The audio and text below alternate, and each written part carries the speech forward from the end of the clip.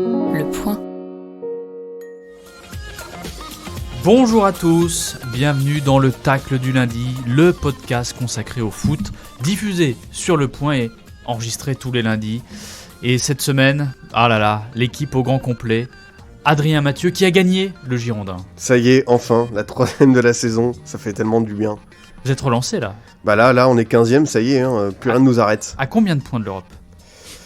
Ah, ça va être une bonne question, je pense qu'on doit être à 9 ou 10 points de l'Europe. Parce que c'est assez serré. C'est assez serré, oui. Donc tout est possible encore pour... vu que maintenant Strasbourg d'abord. Le 13e est en Conference League, je sais pas quoi, c'est facile quoi. En C7. Ouais. En C7. Lui, il est en C3. C'est Julien Rebucci, bonjour. C3 Diesel, oui, bonjour. Ça va, tout va bien ? Tout va bien, oui. Match nul contre Venise pour la Juventus Turin. Bon, il y a eu des moments plus difficiles, il y a aussi des moments plus faciles, mais bon, la saison est longue. Et Thomas Strasbourgeois-Muller, bonjour. Bonjour Florent Baraco. Parce qu'on ne dit jamais ton nom et c'est triste. C'est gentil. Tu ne te présentes pas. C'est gentil, surtout qu'on s'approche de la fin. Oui, donc, tout à fait. Il est temps de le dire. Il faut le dire. Hier, vous y avez cru, Ouais. mais c'était Meno. Ouais. J'ai cru que le maintien allait se faire à la trêve et en fait non. Non, c'est très bon, hein. Je relève pas mais c'est très bon, merci. Nous sommes très en forme en tout cas. Nous allons parler un peu de Ligue 1, mais pas que, et vous verrez de quoi Il y a des surprises. Il y a des surprises parce que ce podcast évolue, change en temps réel, et nous sommes capables de bouleverser le conducteur comme ça. Voilà, un petit rappel du concept quand même. Chaque participant a 1 minute pour tacler un joueur, une équipe, un coach, un arbitre, un fait de jeu, et les autres doivent dire si ce tacle est régulier ou s'il mérite une sanction administrative, donc un carton jaune ou un carton rouge, doit-on le rappeler. À vos tacles, messieurs, et on va commencer par un énième tacle à Lionel Messi, Julien Rebucci. Lionel Messi, je crois qu'il a été plus taclé par nous que par les joueurs de Ligue 1. C'est possible, et j'ai réussi un exploit ce week-end, c'est trouver quelqu'un d'encore plus mauvaise foi que Feu Olivier Perroux, un ancien acteur de ce tacle, en la présence de Carlos Bianchi, donc en fait qui a donné une interview à l'équipe dimanche, où il explique que le problème de Lionel Messi, c'est qu'au PSG, il n'y a pas d'avant-centre type pour lui, qui pourrait faire des 1-2 avec lui et lui rendre le ballon en retrait pour qu'il puisse bien jouer. Donc en fait, Carlos Bianchi nous explique que le septuple, c'est comme ça qu'on dit quand on gagne 7 ballons d'or, qui a joué, je vous rappelle quand même, avec Neymar pendant 186 matchs entre 2013 et 2017, n'a pas le bon attaquant à ses côtés. Donc je l'ai déjà dit, Neymar a joué 4 saisons avec lui. Il y a Mbappé, Di Maria et Icardi en plus, mais ça ne suffit pas pour Lionel Messi. Donc je me demande quand est-ce que la farce va s'arrêter. Au mois de novembre, Messi nous expliquait dans Le Parisien que le championnat de France était trop physique pour lui. Je ne comprends pas comment un joueur qui a 7 ballons d'or trouve autant d'excuses à sa médiocrité. Surtout que moi je pensais qu'avec Neymar, Mbappé et Messi, il y avait un QI football énorme et qu'ils avaient quasiment pas besoin de s'entraîner, ils sentaient le jeu. Ouais. Donc finalement non. Oui, alors finalement non. La dernière interview de Mbappé était assez intéressante là-dessus quand il parle de Lionel Messi et qu'il explique sa relation avec lui et qu'il dit, je crois, bon, c'est quand même Lionel Messi, quoi. Donc il y a l'aura du joueur, mais on se rend bien compte que sur le terrain, ça suit plus forcément. Il y a Le ballon d'or DORT. Le ballon d'or DORT, est-ce que c'est vraiment une erreur de casting comme on l'a déjà évoqué plusieurs fois dans le tacle, le mercato du PSG semble être une erreur de casting générale. On peut pas vous laisser dire ça quand même. Sergio Ramos a fait quand même 60 minutes extraordinaires. Voilà, oui, je voulais en venir à ça. On s'y rapproche de plus en plus, quoi. Adrien, carton jaune, carton rouge, tacle régulier. Non, tacle régulier parce qu'on attend forcément toujours plus de Lionel Messi. Et de ce que j'ai pu voir, je sens quand même une toute petite montée en puissance, mais c'est vraiment très léger. Un frémissement. Voilà, exactement. Hier, on l'a vu trottiner, donc c'est pour dire s'il va bien. Bah, on sait qu'il fait toujours son 15 km marche comme Johan Diniz. Chaque match, c'est pas nouveau depuis l'FC Barcelone. Mais voilà, en Ligue des Champions, quand même, contre Bruges, il était présent. Là, il a manqué un peu de réussite, je trouve. Les coups francs ne passent pas trop loin. Dans la finition, son petit piqué, c'était un de ses gestes favoris à Barcelone. Il passe à côté du poteau de Newell, le gardien de Monaco. Donc moi, j'ai le sentiment quand même que Messi est un peu mieux. Mais voilà, il est trop discret. C'est vrai que par rapport à Mbappé, qui vraiment prend toute la lumière, et c'est vrai qu'on n'a peut-être pas encore pris assez en compte le fait que voilà, le joueur principal du PSG est en fin de contrat dans 6 mois. Il n'y aura personne pour le remplacer. Je suis très curieux de voir l'animation offensive dans la saison 2022-2023 si Mbappé part au Real Madrid libre. Ce que va faire Leonardo Leonardo, parce que là, c'est assez effarant à quel point voilà, le PSG compte trop sur Mbappé pour se sortir de traquenard. Pardon, le marketing du PSG, en tout cas, compte bien, lui, sur Messi. On l'a vu avec ses petits flocages dorés hier soir, qui étaient vraiment du plus bel effet. Mais je crois qu'ils essayent d'avoir un remplaçant à Mbappé. Oliver Bierhoff, paraît-il, c'est pas mal. Puisque comme ils ouvrent une maison de retraite, là, ils vont recycler large. Bah non, mais il faudrait demander à Messi directement qui il veut comme copain à côté de lui pour lui faire Suarez. Suarez, oui. Ce serait, je sais pas pourquoi Leonardo pourrait beaucoup penser à cette possibilité, parce que reformer le trio du Barça, bon, il serait un peu tombé dessus, mais non, je pense quand même que le PSG essaiera d'aller vers de nouveau un attaquant un peu jeune qui puisse apporter quelque chose. Alors Haaland, ça va être très très compliqué parce que la concurrence est rude, mais il y a des bonnes relations avec Mino Raiola, parce que Donnarumma est venu, Wijnaldum aussi. Donc voilà, est-ce que finalement ce mercato un peu raté pour l'instant, ça va pas leur permettre de faire venir Haaland parce qu'on entretient des bonnes relations avec l'agent, je ne sais pas, mais en tout cas remplacer Mbappé, ça me paraît colossal aujourd'hui pour le directeur sportif du Paris Saint-Germain. Et dans votre esprit, Mbappé va pas rester, parce que là il est quand même en position de force, en disant voyez, je porte l'équipe tout seul, et là le PSG va peut-être s'aligner. Non, ça vous semble pas...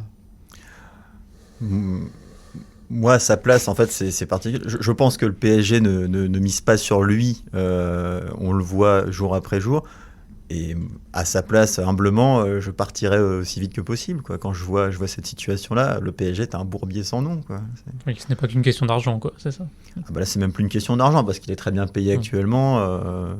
Non, mais quand Florent parle d'alignement, c'est-à-dire que le PSG pourrait s'aligner sur l'offre que va faire le Real en termes de salaire, c'est ça? Oui, et puis céder peut-être à un caprice de Mbappé sur un recrutement. C'est pas dit que le Real Madrid lui offre plus chaque année que lui offre déjà le PSG. Hein.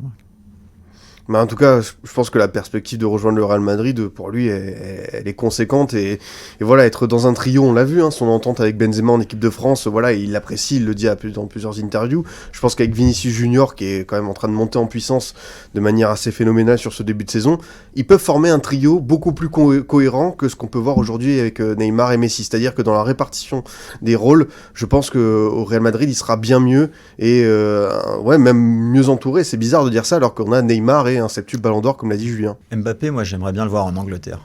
Je sais que tout le prédestine à aller à la Casabianca du Real Madrid, mais je pense à Liverpool. En Angleterre, ce serait une palanquée de buts chaque saison, un truc assez effrayant, quoi. Et pourquoi pas acheter pour le PSG Vinicius Senior? Pas mal. Comme ça, au moins, voilà, on reste dans le thème. La VAR va valider ce tacle. Hein. Oui, je n'ai pas grand-chose à dire, même si tu oublies quand même qu'il fait froid à Paris, que la circulation est très compliquée. Aussi. Donc le pauvre, il faut quand même penser à ça, c'est dur à vivre. Non, après, un peu plus sérieusement, s'il marque 2 buts en 8e de finale retour face au Real Madrid en février, peut-être le Real Madrid, on verra ça plus tard. On oubliera tout, on se dira que c'est un génie et que le PSG aura vraiment réussi son mercato avec Wijnaldum qui va faire quelques matchs de plus et puis Donnarumma qui fera un bel arrêt. Enfin, voilà. On ne va pas jeter, nous, la pierre ici aux gens de mauvaise foi. Nous sommes assez bien placés pour en juger. Je vois pas ce que vous parlez. Bravo. Enfin, à l'instant T, Messi, c'est quand même 10 matchs en Ligue 1, un but. Hein. Ouais. Voilà. Et un ballon d'or. Et un ballon d'or vraiment gagné de haute lutte. Adrien, toi tu vas aller du côté du Rhône. Oui, du côté du Parc OL, du groupe Groupama Stadium, où ça ne va plus tout simplement. Hein. L'OL, on parle d'une équipe qui est provisoirement 13e de Ligue 1, à 22 points du PSG. Alors certes, ce fameux match en retard contre Marseille peut leur permettre de passer sous la barre des 20 points, mais on parle quand même d'une équipe extrêmement loin de ses ambitions initiales en Ligue 1. Certes, en Coupe d'Europe, ça se passe bien, parce que voilà, 16 points sur 18 dans leur groupe d'Europa League, un 8e de finale assuré, mais voilà, on doit être franc. Si cette équipe, elle affronte un cadre européen comme Dortmund, je pense que ça va passer à la trappe, parce que les signaux qu'envoie l'équipe de Peter Bosz sont aujourd'hui insignifiants.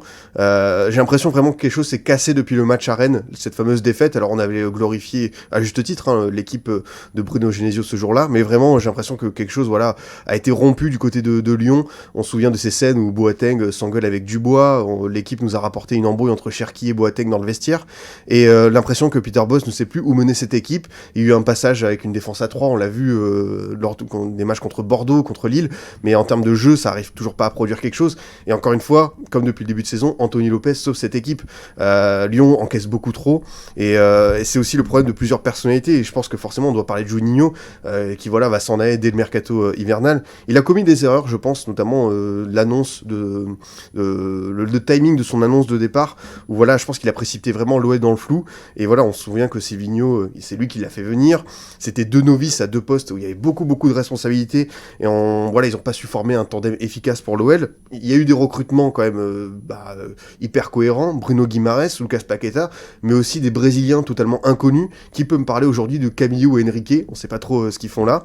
Et enfin, c'est aussi un peu le problème de l'OL, c'est que tout le monde se tire un peu des balles dans le pied. Vincent Ponceau, par exemple, est le bras droit de Jean-Michel Aulas, le directeur du football, qui est quelqu'un qui a beaucoup d'ambition personnelle, qui est présenté comme le monsieur rigueur de cette OL, qui voilà, dès qu'on dépasse le budget, il met un stop. Et voilà, par exemple, on a pu lire récemment que Juninho voulait faire venir Gaëtan Laborde à Lyon, ça aurait pu être une excellente idée, mais voilà, pour une histoire de 2 millions de bonus, Vincent Ponceau a mis son droit de veto. Donc voilà, on sait plus trop où est Jean-Michel Aulas. Quand on l'entend, c'est pour le fameux match Lyon-Marseille, et il part complètement à la dérive, il faut le dire. Donc voilà, c'est un peu le cri du cœur aujourd'hui, c'est où va l'OL, parce que la grandeur des années 2000 paraît tellement loin aujourd'hui. Et surtout, on nous avait vendu, alors moi, tacle complètement licite, bien sûr, on nous avait vendu un entraîneur offensif qui déploie du beau jeu. Ça a duré quelques semaines et c'est terminé parce que la réalité de la Ligue 1 fait que si vous n'avez pas des résultats tout de suite, vous remettez en question votre niveau de jeu et votre stratégie de jeu. Et là, j'ai envie de dire, c'est bien, c'est pas beau, c'est boss. On n'arrête pas aujourd'hui. Ce sont les grosses têtes. Alors, je vais devoir passer après ça, très bien. Oui, et tacle licite d'Adrien. L'impression qu'on est tout de même face à un cas d'école à Lyon actuellement.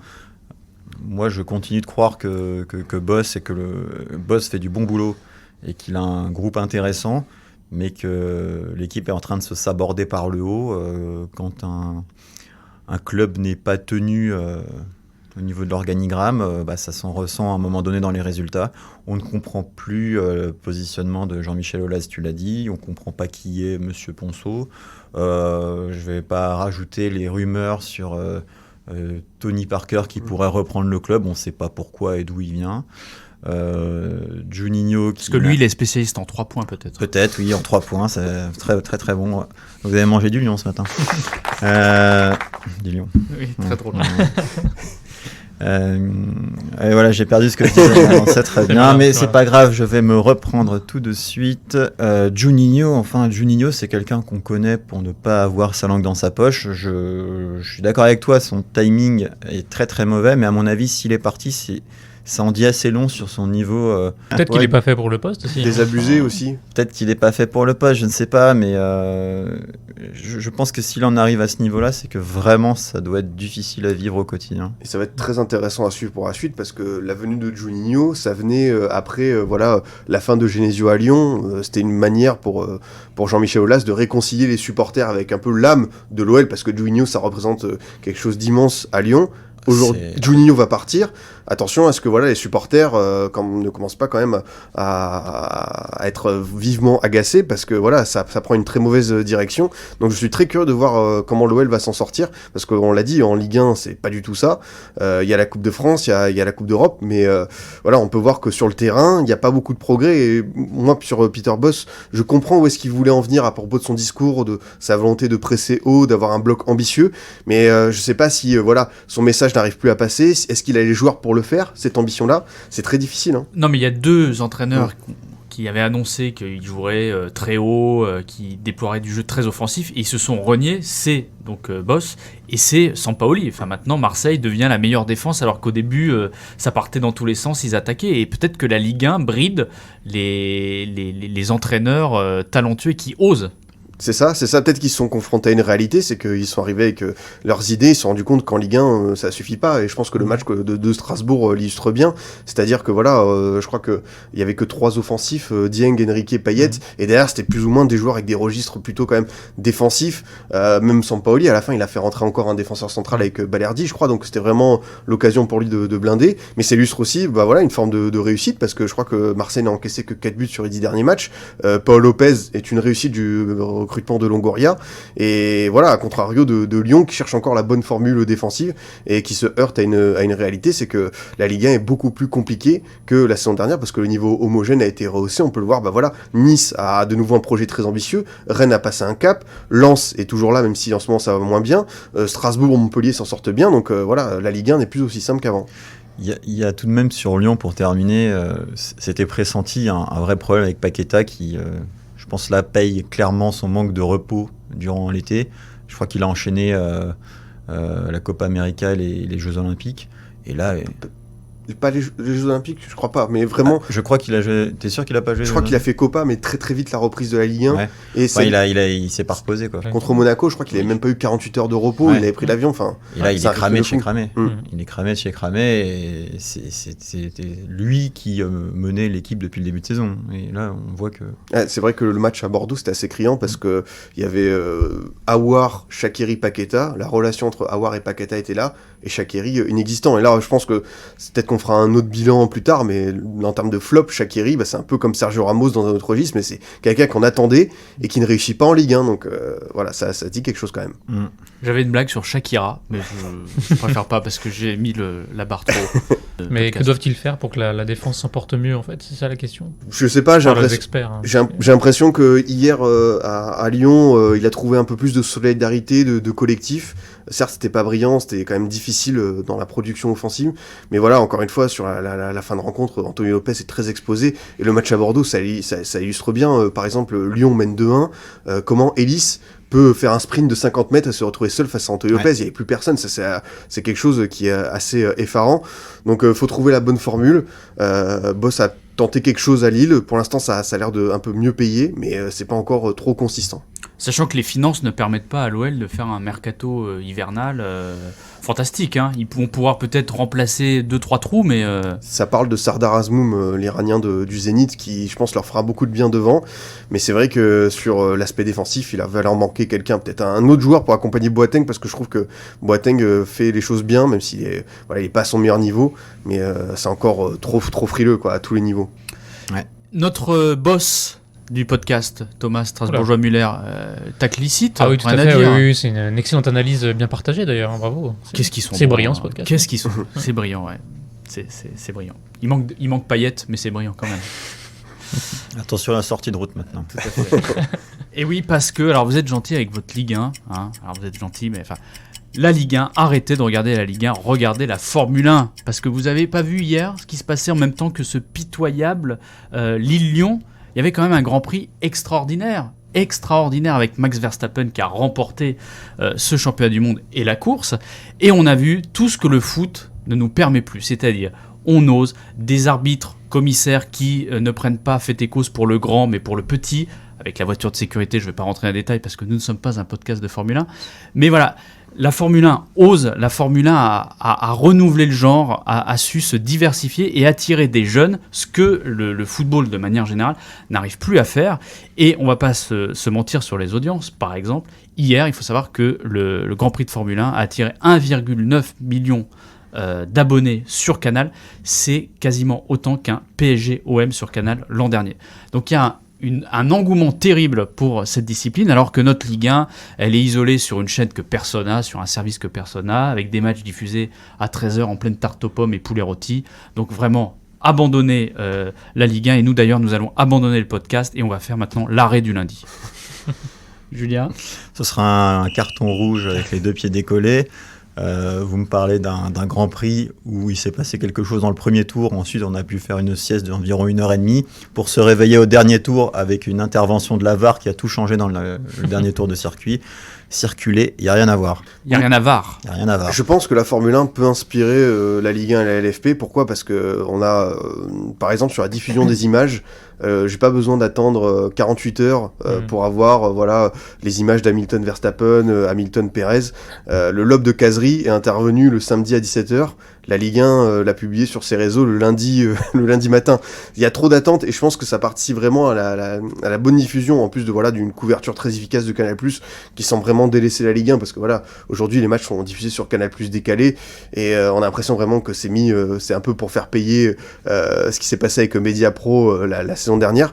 Et c'est vrai que c'est très agréable de suivre la Formule 1, il y a la dramaturgie, il y a des très bons commentateurs. Franchement, on prend nos pieds, et c'est aussi le cas d'un sport, tu m'arrêteras peut-être Florent, mais un sport qui était un peu à l'arrêt il y a 10 ans, qui intéressait plus grand monde, qui était un peu renfermé sur lui-même, et voilà, ils ont su faire un peu leur autocritique, repenser un peu leur formule, avec aussi l'apport de documentaires. Alors Netflix, ça a fait du bien ou du mal sur certains aspects, mais ça a quand même amené une nouvelle génération incroyable.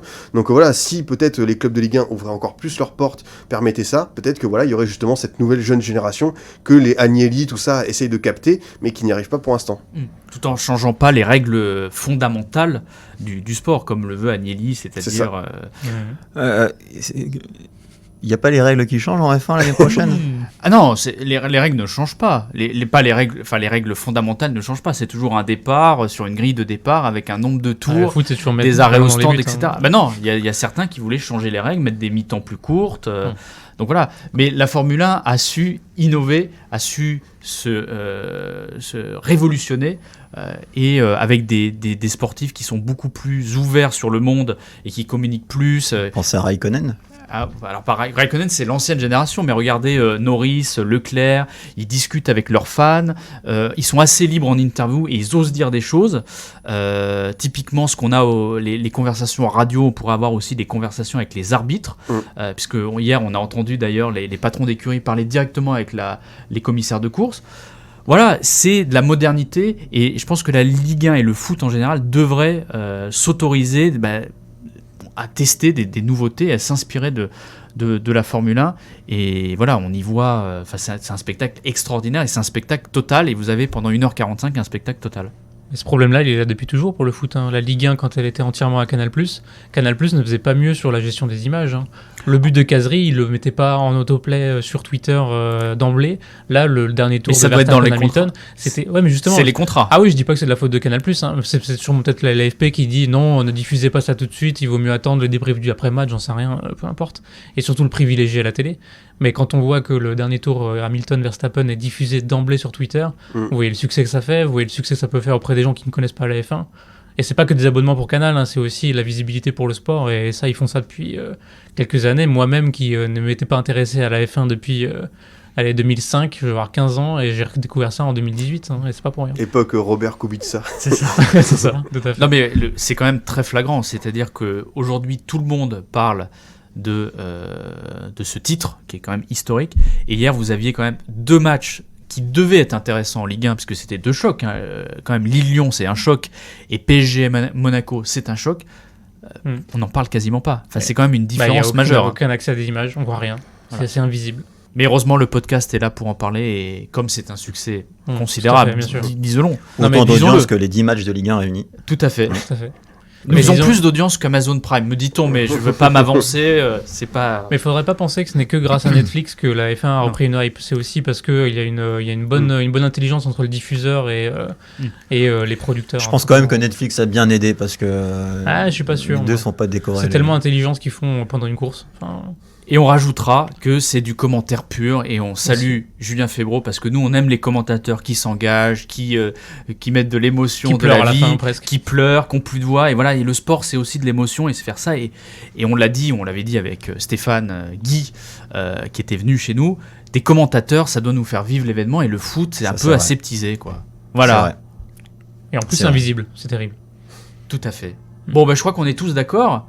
Alors, on va passer aux... 2 minutes de bonheur en plus. Mais alors, de quoi va-t-on parler ? Puisque, en ce moment, pendant que nous enregistrons, allez, on va dire la vérité, c'est le tirage au sort de la Ligue des Champions, donc on va pas parier sur un truc... voilà. La semaine prochaine, il n'y a pas de Ligue 1, puisqu'il y a de la Coupe de France. Et je vais vous demander qui va remporter la Coupe de France. C'est pas mal ça. J'allais dire qui va finir champion d'automne, mais comme on le sait depuis 1 mois et demi, depuis cet été, donc ça va être compliqué quoi.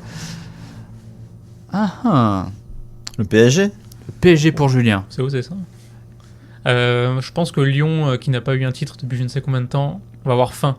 Et à leur 12e place de Ligue 1, ils auront trop faim. Je crois que... Lyon pour Thomas Bourgeois-Muller. Je dis pour une fois son c'est vrai gentil, nom. merci. Adrien. Ah, je vais tenter une grosse cote. Pourquoi pas un Lens? Lens. Très bien. Et moi, je vais dire, mais parce que voilà, Pep Genesio, le Stade Rennais, qui remportera la Coupe de France face au PSG. C'est beau. Voilà. C'est beau, hein. Messieurs, je crois qu'on s'est tout dit. On a fait long aujourd'hui, hein. Non, c'est dans les... On essaie dans les temps. C'est dans les standards. Ça m'a paru long, en tout cas. Comme Yannick Jadot. Long. Long. D'accord. On va peut-être la couper. En tout cas, moi, ça m'a paru très très long, donc voilà. Je vous remercie d'avoir été là. Vous avez été exceptionnels. La semaine prochaine, on se retrouve pour la dernière de l'année, voire la dernière de la saison. Mais on peut rien dire. C'est en négociation. Les négociations sont tendues là avec la direction. Les droits télé, ça coûte cher. Les pétitions en ligne sont les bienvenues. Les pétitions change.org et Life for Podcast. Voilà, vous pouvez déposer votre signature. La force. Voilà, ou sinon vous pouvez financer ce podcast. Oui, c'est très bien. Des dons aussi. Le Téléthon est passé, vous avez de l'argent maintenant. Merci à tous, bonne semaine foot et à lundi prochain. Salut. Salut.